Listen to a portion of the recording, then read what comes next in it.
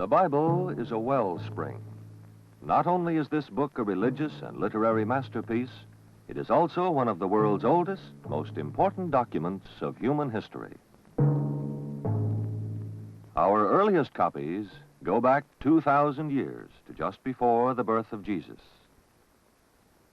But the older stories of Joshua and Saul, of David and Solomon, took place many centuries before that. How do we know if history in the Bible is actually true? The answers to this question lie buried in the very land where the book itself was written.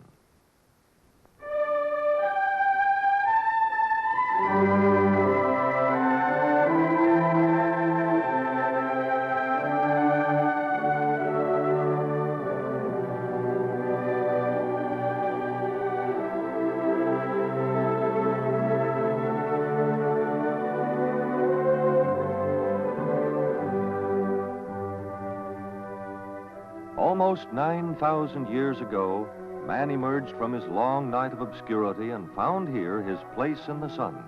He built his first walled towns and villages. The Jordan River, like the Tigris and the Euphrates and the Nile, is one of the main streams of human history. The land called Canaan, Palestine. This is where the Bible was born. Dry ravines and thirsty hills. In a good season, the winter rains scarcely sustain life through the parching summer.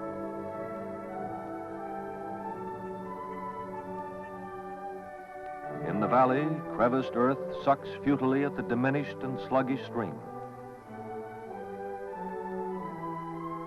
Nothing is more precious here than rain.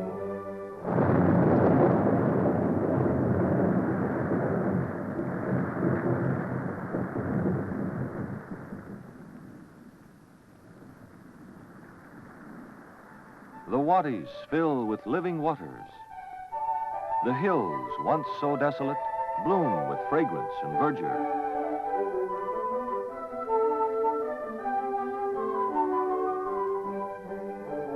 The olive, fruit of prosperity, stretches glistening branches in every misty vale.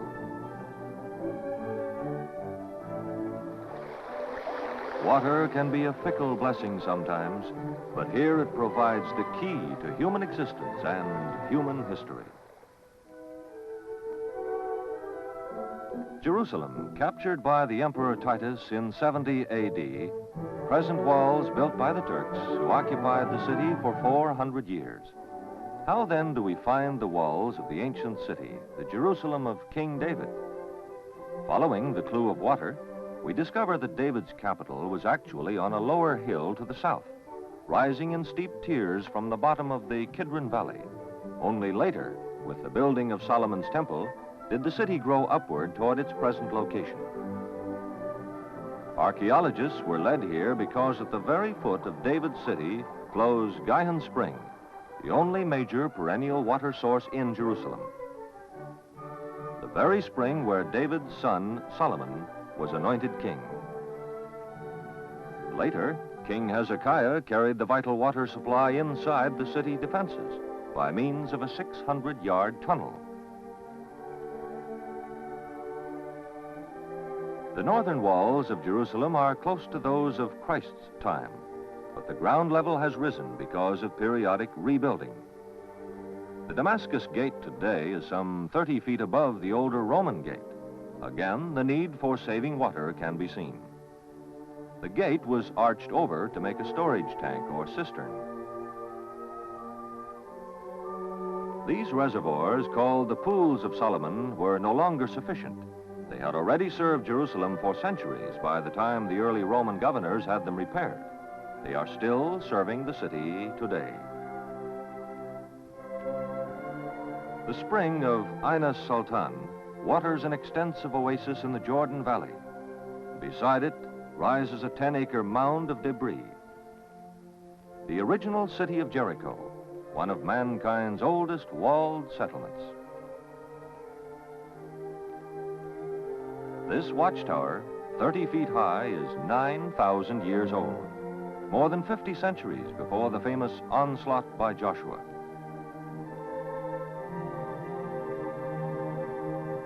Amid these ruins from the Stone Age through the Bronze and Iron Ages, one principal interest has been to establish evidence of the Hebrew invasion. For some time it was believed that these were the actual walls brought tumbling down by Joshua's trumpets.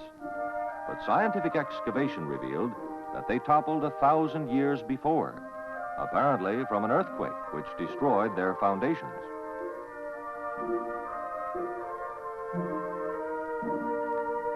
We do, however, find an abrupt shift in culture about 1250 BC, indicating Joshua's conquest. The ancient Canaanites had been more sophisticated in their material culture, but more primitive in their beliefs.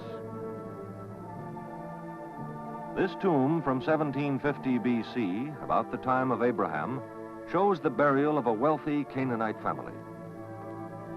The principal adult figure is lying in the foreground on a collapsed wooden bed, his right elbow resting on a table which contains a tray of food to keep him nourished in afterlife. Beneath the floor of Stone Age houses were found these clay-covered skulls, complete with eyes of inlaid shell.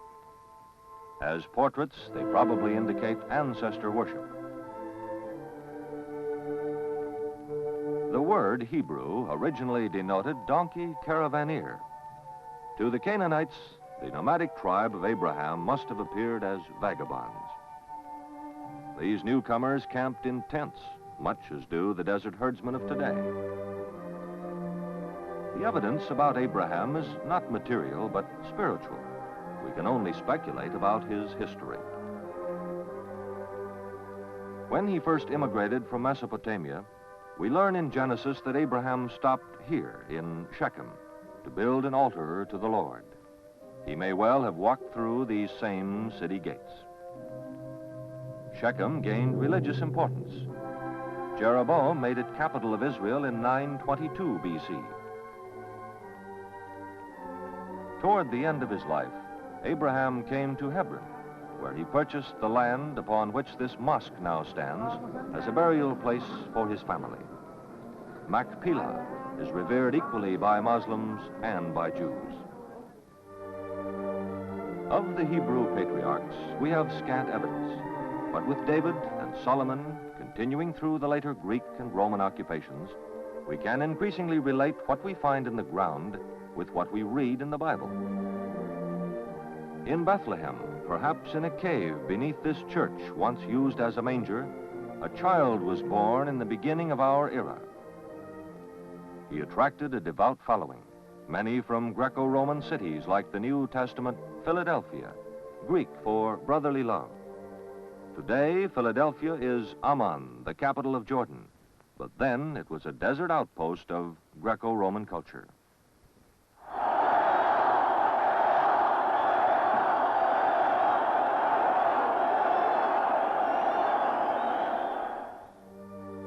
From Canaanite to Roman, this land depended for its sustenance upon the modest Jordan. For 200 meandering miles, it spreads a rich swath of green across the arid hills. By the time it approaches the mountains of Moab, the Jordan is exhausted. Only a muddy trickle flows sluggishly across the salt flats into the vast reaches of the Dead Sea.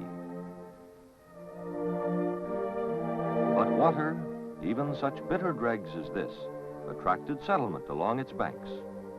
In the century before Jesus, an obscure band of Jewish votaries isolated themselves on this plateau. Cut off from Jerusalem by the jagged bluffs rising 1,000 feet to sea level behind them. They built a monastery above the salty Badlands and lived a sternly disciplined existence, studying, praying, copying religious manuscripts.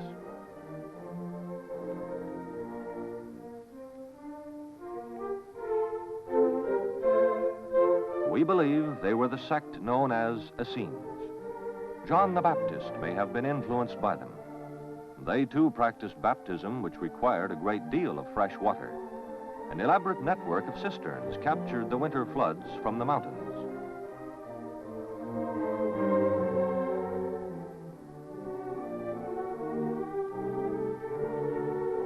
The same mountains and ravines also provided a number of secret hiding places. Caves where religious manuscripts could be cached in dangerous times.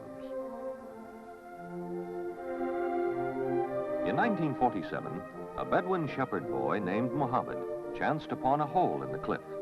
He explored it and found a number of clay jars full of ancient scraps of leather, which he brought to a Bethlehem shoemaker named Kando, who might use the scraps to mend shoes.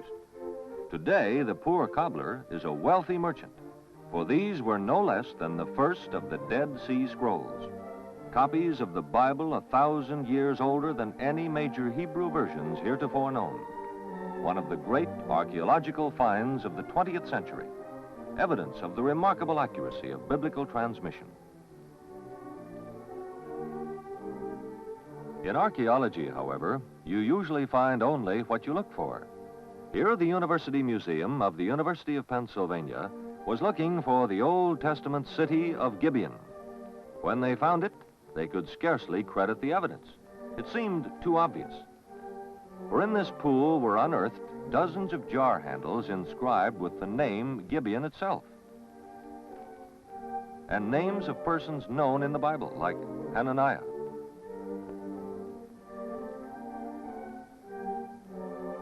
The giant pool with spiral staircase leading 80 feet to the spring was strong confirmation. This was possibly the great pool of Gibeon, beside which the forces of Saul and David battled for the kingship of Judah and Israel. Really a gigantic well leading to the precious water supply deep within the hill.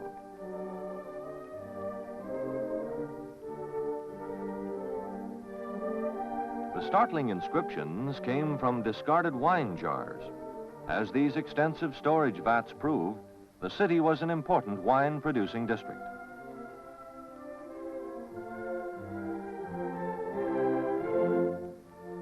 Inscribed on the clay jar handles, Gibeon was then a mark of prestige. But today the people of El Jib, as Joshua prophesied, are little more than hewers of wood and drawers of water. Over the centuries, Palestine was swept by many armies and populations. Here in the old Israelite capital of Samaria, the castle which the powerful King Omri built and to which he moved his court is now a hilltop pasture.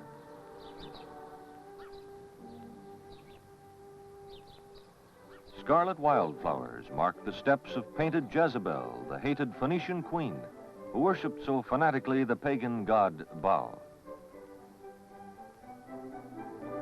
In 721, Israel fell to the Assyrians, then to the Babylonians, then to the Persians, and then to the Greeks, who ruled for more than 200 years before they too fell to the Romans. King Herod built a temple honoring his friend Caesar Augustus, for whom the town was renamed Sebastia, meaning Augustus. 300 years later, the power of Rome passed to Constantinople. The Byzantine Empire was born. The Byzantines freely robbed Roman temples to construct Christian churches. Here, Helen, mother of Constantine, commemorated the finding of St. John's head. The celebrated head of John the Baptist, danced for as a prize by Salome. Palestine occupied a strategic position between Egypt and Mesopotamia. We find ruins embodying every influence, often, as in Samaria, intermingling, overlapping. Tracking this physical evidence, tracing a background for recorded history, this is the challenging road followed by the archaeologist. Not a natural hill, but a tell, a mound of ruins 138 feet high. Since 1964, the University Museum of the University of Pennsylvania has been excavating this tell in the land of Gilead. Directing the staff and work crew of more than 100 men is Dr. James B. Pritchard, discoverer of Gibeon, a distinguished authority on biblical archaeology. We're standing here on the top of Teloth in the Jordan Valley at an elevation of 761 feet below sea level. Below us, there are remains of at least 5,000 years of human history which we are trying to write. So far, we have succeeded in uncovering at least 7 different cities superimposed upon the earliest. The reason for choosing this particular site rather than one of 200 other sites available in the Jordan Valley is that it is the largest city and is probably mentioned in the Bible by the name of Zarathan, a site which was important in the history of the building of Solomon's temple. There we read that Solomon had the bronze for the temple cast in the plain of the Jordan between Zarathan and Succoth. Our first main discovery was a long stairway leading from inside the old city walls down the northern slope of the Tel. This was a civil defense measure dating from about the time of Solomon. The stairs were once a secret tunnel, roofed over and camouflaged, so that in time of siege, the inhabitants still had access to their all-important water supply, the spring at the base of the Tel. At the very top of Teloth, we uncovered a palace of the Persian period, some 500 years later. The rich farmlands of the Jordan Valley probably provided the owner of this palace with the principal source of his income. He built himself an imposing structure with rooms on 4 sides and a large paved courtyard efficiently drained by stone conduit. So we see intelligent planning and a high degree of organization extending over many centuries. In digging through ancient cities, it's necessary to keep track of the floor levels through which one cuts. Here you have the standard procedure giving the exact situation in which the material was found. In this balk, we have the tags of 4 floors. This is difficult to see. This is a burned level, and this is a plaster floor. By means of this device, we can keep track of the artifacts which come from each of these levels. As we peel off the successive layers of this city, we must carefully survey and chart each one. These detailed maps form a permanent record. This cut into the hill was made by men using picks, hoes, and sometimes instruments like knives and brushes. It was not done by a bulldozer, which would, of course, destroyed every bit of evidence which we wish to record. House floors are usually of hard-packed earth. They can be discovered only by a practiced sense of touch. The customary building material was mud brick, extremely difficult to separate from the surrounding rubble. But careful excavation has revealed the foundations of more than 20 houses dating from the 8th century BC. 12 of these houses have exactly the same plan and measurements. A simple mortar for grinding grain, a dome-shaped clay oven for baking the family bread.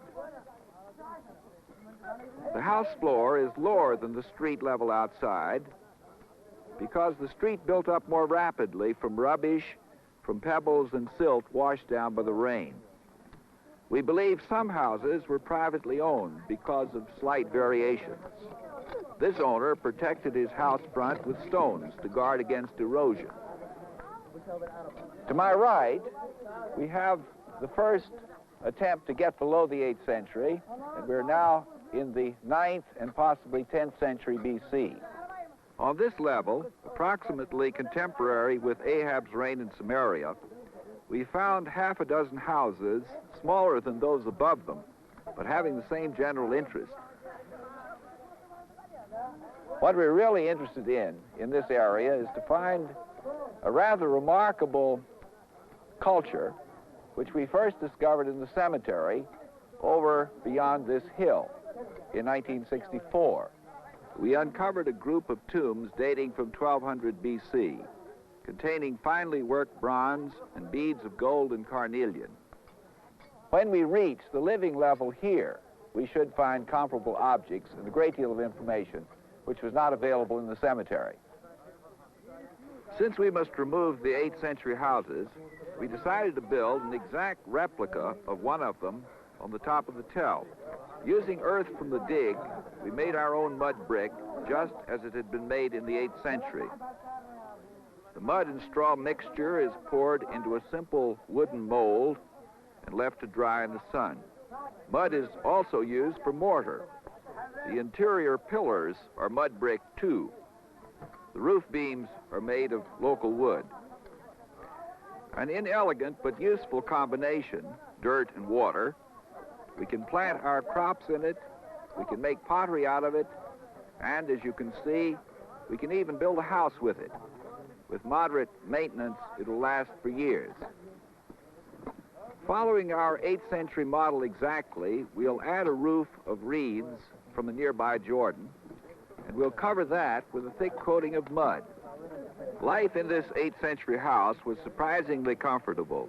Cool in the blistering hot summer, warm in winter, quite agreeable even to our own standards some 2,700 years later. Potsherds are often called the basic alphabet of archaeology. Scattered on the ground, they indicate a promising site. As we dig, they provide the most convenient method for dating what we find. Baked clay is practically impervious to flood, fire, and age. Because clay is an unusually plastic medium, pottery has evolved into many shapes over the centuries. These distinctive forms give us our indispensable pottery calendar. The sherds from each plot are brushed and washed in plain water. After the bits of pottery are dried, we go over the day's collections, searching out diagnostic forms, shapes significant of a particular period. Back at our camp, we catalog these important pieces and restore as many as we can. Reassembled from dozens of scattered fragments, this will eventually go to a museum. A vase imported from Cyprus about 1300 BC. This stirrup vase held some precious liquid, possibly Greek perfume.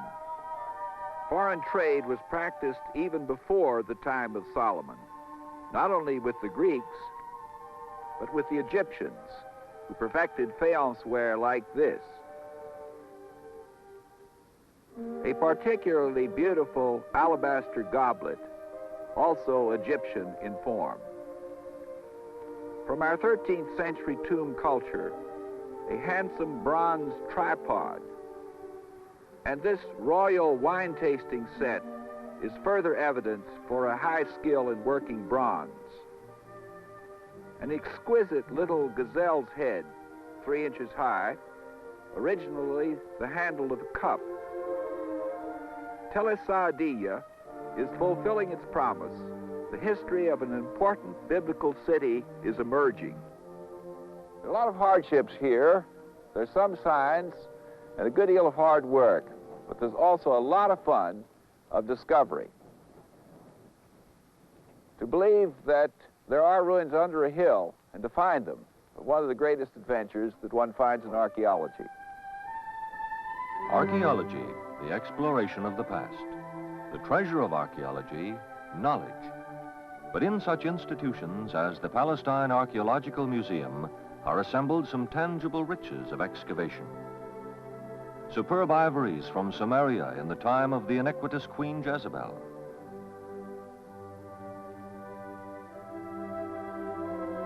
Older and even more remarkable, the famous Megiddo ivories dating as far back as the time of Moses. A jewel box 5 inches square, carved with lions and cherubim.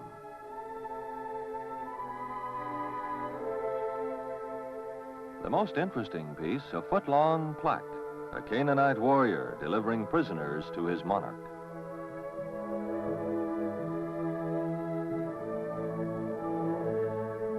Here, a rare example of reference to a biblical city from a non-biblical source.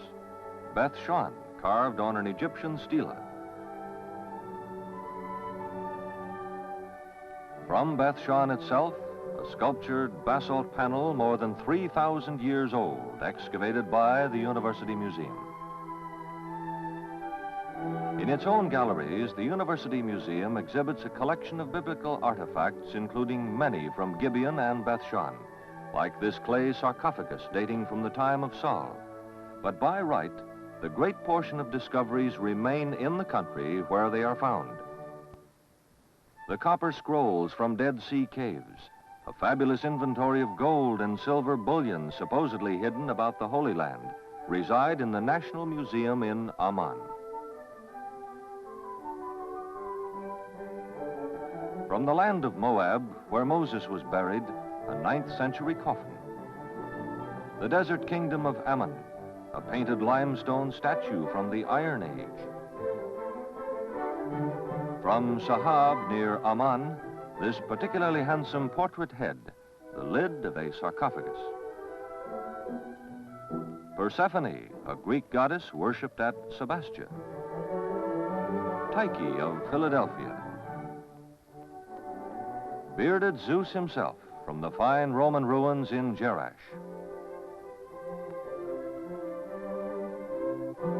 The exquisite grace of Aphrodite bathing. Only 8 inches high. So the use of the spade is not merely to uncover picturesque and curious ruins from antiquity. Archaeology seeks perspective, background, understanding, that we may better interpret the mainstream of Western civilization. The historic events so powerfully represented in the book itself, the Bible.